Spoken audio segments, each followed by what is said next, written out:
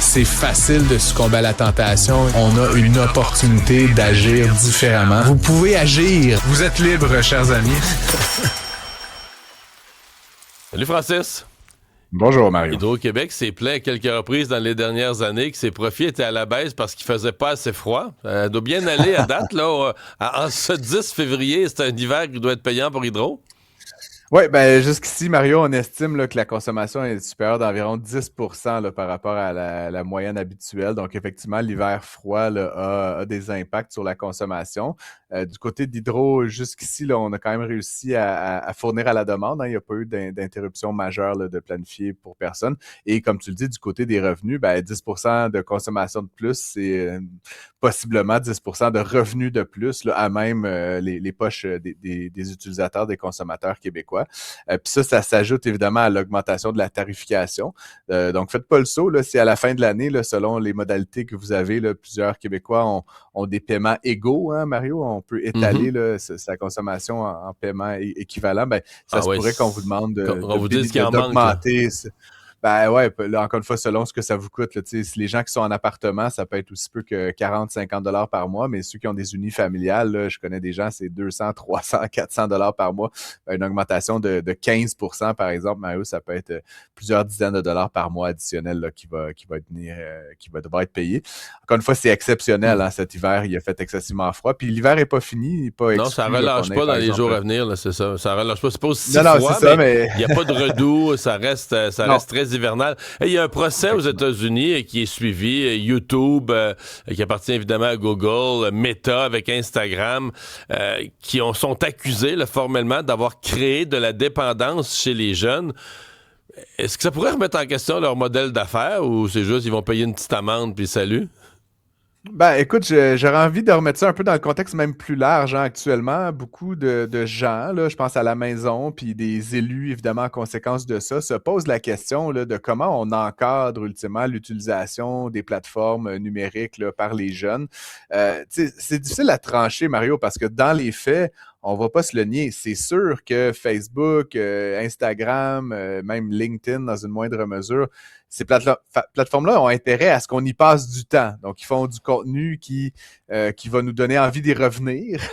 Donc, ils travaillent notamment la dimension psychologique. Tu sais, si tu quittes la plateforme, je sais pas, heureux versus fâché versus curieux, ben, est-ce que tu vas revenir plus souvent? Est-ce que tu vas passer davantage de temps sur la plateforme?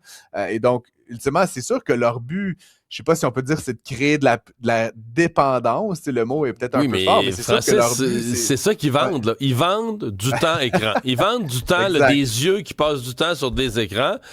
Fait que créer la dépendance, c'est quasiment, je veux dire, c'est ce que plaident les avocats là, contre eux. Ils disent, c'est leur modèle d'affaires. Là. Créer de la dépendance, c'est leur modèle d'affaires. Sauf qu'à ce moment-là, Mario, mettons qu'on dit que c'est ça le modèle d'affaires, ben là, il faut poser la question, est-ce que c'est normal? Puis, tu sais, au Canada, par exemple, puis dans plusieurs pays du monde, on a des règlements sur ce qu'on peut montrer à différentes heures aux enfants, par exemple, notamment du côté publicitaire, du côté des contenus. Les plateformes numériques n'ont pas vraiment de contraintes de cet ordre-là. Puis on sait que sur YouTube, qui est un exemple que je connais bien, il y a eu quand même en bon français, des dark patterns, là, carrément des enfilades de vidéos qui étaient de plus en plus sombres, là, que ça te gardait un peu accroché, puis dans certains cas, ça peut carrément jouer un peu dans la psyché, surtout des plus jeunes, là, je parle pas nécessairement des adolescents, mais donc, quels sont les outils qu'on peut se doter là, pour un peu mieux encadrer ça? Puis là, bon, ça nous ramène à la question là, épineuse ces derniers jours, bon, de l'Australie, puis de l'Espagne ces derniers jours. Le Parti québécois a aussi dit avoir l'intention de réglementer, mais pour limiter la France, limiter l'accès des jeunes à ces plateformes-là. Donc, c'est d'une certaine façon admettre que ce qu'ils font bien, comme tu le dis, Mario, ce qu'ils vendent, c'est-à-dire du temps d'écran, ben, chez les jeunes, ça peut avoir un effet pernicieux qui joue carrément dans la tête des gens, qui joue dans la santé mentale. Ben, là, donc, il y a cette dame qui poursuit là, les deux plateformes.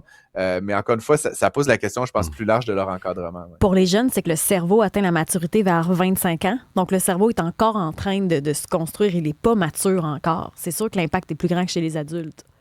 C'est pire chez les gars, ça me rappelle ça rappelle un autre dossier qui est toujours pas clos là, au Canada et au Québec. Là, deux poursuites là, contre Fortnite, donc Epic Games, là, qui est l'éditeur du jeu Fortnite, où clairement, on vise les jeunes. Là. Je veux dire, moi, j'en connais des jeunes joueurs de Fortnite à 8 ans, à 9 ans, puis tu as carrément là, des systèmes d'enchaînement, Mario, parce que c'est comme un bon film ou une bonne série télé. Là, à la fin du film, tu as tout de suite envie d'écouter l'épisode d'après. Là, c'est une chose, mais quand tu es dans une logique où tu vends des affaires à des gamins de 8 ans contre de l'argent, il faut se poser la question là, de justement quels sont ces patterns d'attachement puis de création de dépendance.